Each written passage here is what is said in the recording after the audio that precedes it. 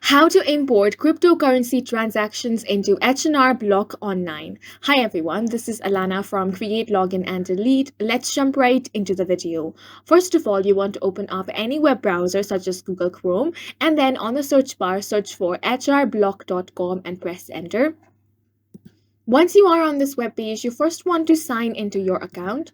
For that, you can click on the sign in option above. Here, you can either enter your username, email ID, or mobile number and then click on the continue option. If you do not have an account, you can click on the create account option and then create one. After you have been logged into your account, the easiest way to add all of your transactions is to select one of your exchanges in turn. You want to head over to the Import Your Tax Info page. Then from there, the Intelligent Tax Optimization will take you to the exchange's login pages. You will sign in to each of your exchange accounts in turn, and from there, it is automatically going to import thousands of transactions and any tax forms you might have to calculate and consolidate your gains and losses and alert you if there may be potential other income transactions.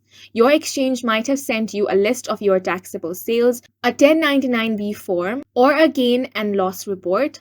Use that material to either ensure the information that has been imported to match your documents or to enter your transactions manually.